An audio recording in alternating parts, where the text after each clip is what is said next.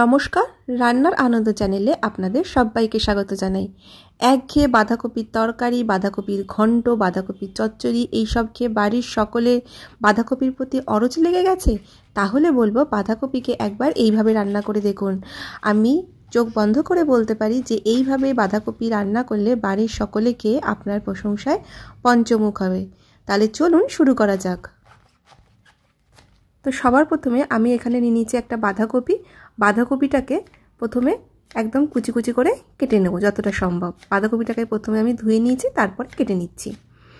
বাঁধাকপির সাইজটা কিন্তু খুব একটা বড় না, মোটামুটি ছোটোই বাঁধাকপির সাইজটা। তো যতটা পারবেন একটু কুচি কুচি করে কেটে নেবেন, তাহলে রান্নাটা করতে তাড়াতাড়ি হবে। আর পিছনে যে ডাঁটিটা থাকবে সেটাকে ফেলে দেবেন। তো দেখুন বাঁধাকপিটা কেটে নিয়েছি। তো এইবারে একটা কড়াইয়ের মধ্যে জল দিয়ে দিয়েছি। এখানে আমি 1.5 গ্লাস মতো জল দিয়েছি। এবার এর মধ্যে দিয়ে দেবো 1 চামচ নুন দিয়ে এর মধ্যে বাঁধাকপিটাকে দিয়ে দেবো। বাঁধাকপিটাকে দিয়ে এটা একদম জোর আছে 2 মিনিট, 2 থেকে 3 মিনিট, তার থেকে বেশি কিন্তু নয়, 2 থেকে 3 মিনিট এটা গরম জলের মধ্যে এরকমভাবে একটুখানি ফুটিয়ে নেবেন। খুব বেশি এটা সিদ্ধ করার একদমই দরকার নেই, 2 থেকে 3 মিনিট। তো ঢাকা দিয়ে এটা একদম জোর আছে করে নেবেন। তো দেখুন আমি 2 মিনিট মাত্র করেছি। এবারে হিটটাকে বন্ধ করে দেবো। আর এটাকে একটা হয় ঝুড়ির মধ্যে ঢালবেন, নয়তো যে ছিদ্রওয়ালা থালাগুলো থাকে না সেইগুলোর মধ্যে ঢেলে দেবেন। তো আমি এটাকে ছিদ্রওয়ালা থালার মধ্যে ঢেলে দিয়েছি যাতে জলটা পুরো বেরিয়ে যায়। আচ্ছা, এরপর আমি এখানে নিয়ে নিচ্ছি 3টে ডিম। কোনো অসুবিধা নেই, আপনাদের কাছে 2টো ডিম থাকলেও খুব কম ডিমের মধ্যেও কিন্তু এটা করা যায়, তাতেও কিন্তু স্বাদটা অসাধারণ হবে। তো দিয়ে দিলাম সামান্য পরিমাণ নুন দিয়ে এটাকে খুব ভালো করে ফেটিয়ে নেব। যেহেতু বাঁধাকপির সাইজটা আমার কাছে ছোট ছিল সেই জন্য আমি 3টে ডিম দিলাম। তো কারণ পরিমাণটা একটু বেশি লাগবে আমার তরকারি, সেই জন্য। তো দেখুন এবার বাঁধাকপিটার সমস্ত জলগুলো চেপে বার করে তারপরে কিন্তু বাঁধাকপিটাকে আমি একটা পাত্রের মধ্যে তুলে নিচ্ছি। তো সমস্ত জলটা কিন্তু খুব ভালো করে চেপে বার করে নেবেন। তো দেখুন এইটুকুনি হয়েছে, বাঁধাকপিটা ছোট ছিল বলে। তো খুব ভালো করে এটাকে আবার একটু ছড়িয়ে নিলাম, নয়তো দলা পেকে থাকবে। তো এবার এর মধ্যে দিয়ে দিচ্ছি পেঁয়াজ কুচি,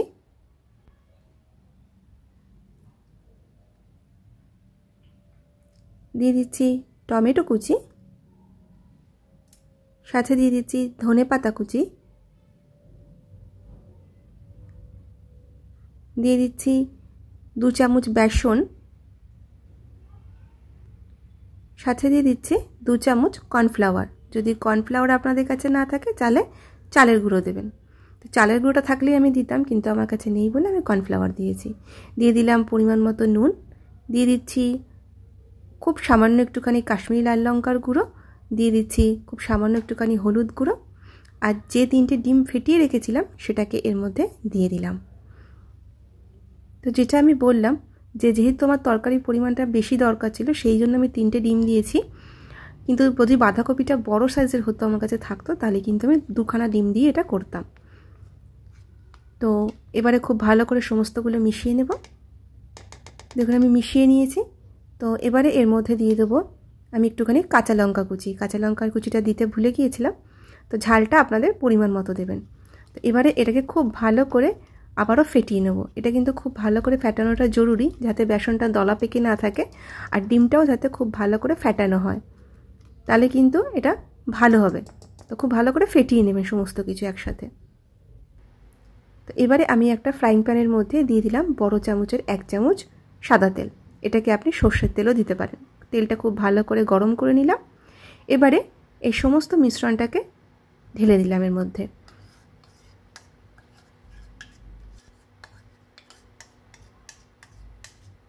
এটাকে ঢেলে দিয়ে খুব বেশি ছড়াবো না, ছড়ালে একদম পাতলা হয়ে যাবে, সেই জন্য খুব বেশি ছড়াবেন না। এরকমভাবে মোটামুটি এক জায়গাতে একটু মোটা করে দিয়ে রেখে দেবেন। তো এবার এটাকে ঢাকা দিয়ে দেবো। ঢাকা দিয়ে মাঝারি আছে এটাকে 5 মিনিট রান্না করে নেব। একদম জোরে দেবেন না আঁচটা, তাহলে পুড়ে যাবে। তো ততক্ষণ একটা মশলা তৈরি করে নেব।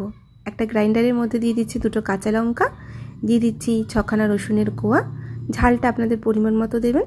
দিয়ে দিচ্ছি 1 ইঞ্চি আদা কুচি মতো, এবার এর মধ্যে দিয়ে দিচ্ছি একটা টমেটো, দিয়ে দিচ্ছি দালচিনি, লবঙ্গ, ছোটো এলাচ। এবারে খুব সামান্য একটু জল দেব, জল দিয়ে এটার একটা ফাইন পেস্ট তৈরি করে নেব। দেখুন 5 মিনিট পর এক পিঠ কিন্তু হয়ে গেছে। এবার এটাকে উল্টিয়ে দেবো। তো তেলটা এক সাইডে হয়ে গেছিলো, চারিদিকে লাগিয়ে নিলাম, না তো উল্টাতে অসুবিধা হবে। আর উল্টানোর সময় কিন্তু খুব সাবধানে উল্টাবেন, কারণ ডিম কিন্তু মাঝে মধ্যে খুব ফাটে, তো সেই জন্য খুবই সাবধানে এটাকে উল্টাবেন। তো দেখুন এটাকে আবার উল্টিয়ে দিলাম, দেখেছেন এরকম কি সুন্দর এটা ফুলে গেছে মোটা হয়ে, আর খেতেও কিন্তু দুর্দান্ত। এবার এটাকে আবারও ঢেকে দিলাম, ঢেকে দিয়ে 5 মিনিট আবারও মাঝারি আঁচে রান্না করে নেব। তো আবারও 5 মিনিট হয়ে গেছে, 2 পিঠ খুব ভালো করে ভাজা হয়ে গেছে। এবার এটাকে আমি তেল থেকে তুলে নেব। এটা কিন্তু খুব বেশি তেলে ভাজার প্রয়োজন নেই। এবারে আবারও দিয়ে দিচ্ছি বড় চামচের মোটামুটি 1.5 চামচ মতো সর্ষের তেল। তেলটাকে খুব ভালো করে গরম করে নেব, সর্ষের তেলটাকে। এবারে এর মধ্যে দিয়ে দিচ্ছি আলু। এই আলুগুলোকে আমি মোটামুটি 80% সিদ্ধ করে নিয়েছি। আপনারা চাইলে এখানে কাঁচা আলুও দিতে পারেন, তবে আমি সিদ্ধ করে দিয়েছি যাতে রান্নাটা তাড়াতাড়ি হয়ে যায়। এবার ভাজা ভাজা করে নেব আলুগুলোকে। ততক্ষণ এদিকের কাজটা সেরে নিই। এবার এটাকে পিস পিস করে বরফির মতো করে কেটে নেব। এই ভাজাটাও খেতে এত বেশি সুস্বাদু, এটা আপনি ডালের সাথেও কিন্তু গরম গরম ভাতের সাথে খেতে পারবেন, খুবই ভালো লাগবে। আজকের এই রান্নাটা ভালো লাগলে প্লিজ আমার চ্যানেলটা সাবস্ক্রাইব করে নেবেন, আর অবশ্যই বাড়িতে কিন্তু একবার বানাবেন আর আমাকে কমেন্টে জানাবেন যে কেমন লাগলো আপনাদের। তো দেখুন আমি বরফির মতো করে কেটে নিয়েছি, আপনাদেরকে দেখাচ্ছি। দেখুন ভেতরটা কিন্তু একটুও কাঁচা নেই, এটার স্বাদটাও কিন্তু দুর্দান্ত। তো দেখুন ভেতরটা খুব সুন্দরভাবে হয়ে গেছে, আর কতগুলো হয়ে গেছে। আর দেখবেন এই একটা তরকারি দিয়ে কিন্তু মোটামুটি অনেকগুলো ভাত খাওয়া হয়ে যাবে। দেখুন অনেকগুলোই হয়েছে মোটামুটি। এদিকে আলুগুলো ভাজা হয়ে গেছে, এবারে তুলে নেব। আপনাদের যদি রান্নায় তাড়াতাড়ি থাকে তাহলে কিন্তু আলাদা করে আলুগুলো সিদ্ধ করে নেবেন, রান্নাটা কিন্তু খুব তাড়াতাড়ি হয়ে যাবে তাহলে। তো এবারে ওই তেলের মধ্যেই দিয়ে দিচ্ছি পেঁয়াজ কুচি। এখানে আমি একটা বড় সাইজের পেঁয়াজকে কুচি করে নিয়েছি, সেটাকে এর মধ্যে দিয়ে দিলাম। এবার এর মধ্যে দিয়ে দিচ্ছি অর্ধেক চামচ মতো নুন। এবার পেঁয়াজটাকে ভাজা ভাজা করে নেব, খুব বেশি ভাজবো না, লাল লাল করে হালকা করে পেঁয়াজটাকে ভেজে নেব।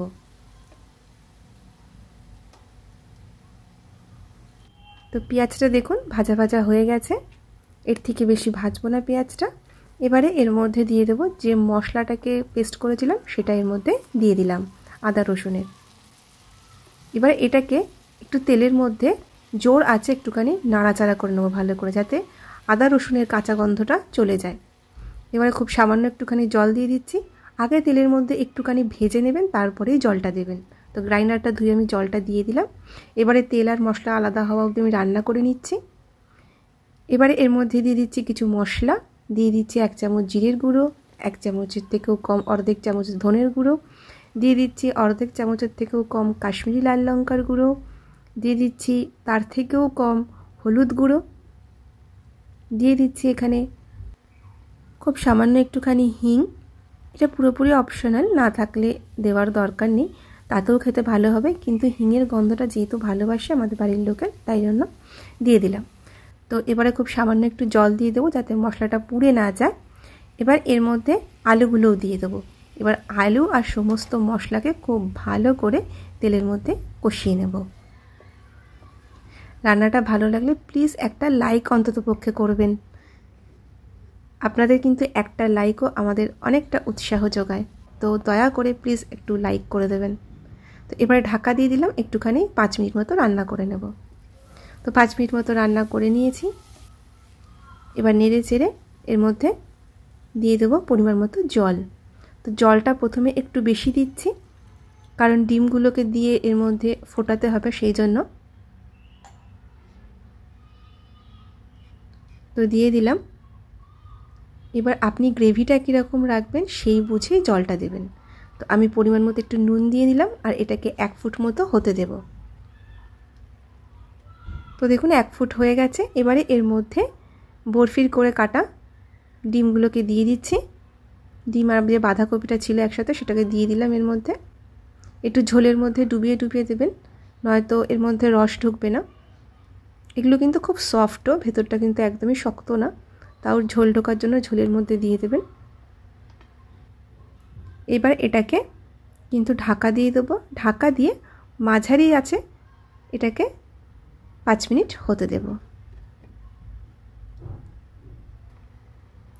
তো 5 মিনিট পর ওপর থেকে ছড়িয়ে দেবো ধনেপাতা কুচি। যদি ধনেপাতা কুচির গন্ধ ভালো না লাগে তাহলে কিন্তু ওপর থেকে কাসুরি মেথি থাকলে সেটাও দিতে পারেন, সেটাতেও কিন্তু স্বাদ খুব ভালো হবে। তো খুব ভালো করে আবার মিশিয়ে নিলাম। মিশিয়ে নিয়ে এবার এগুলোকে একটুখানি উল্টিয়ে দেবো।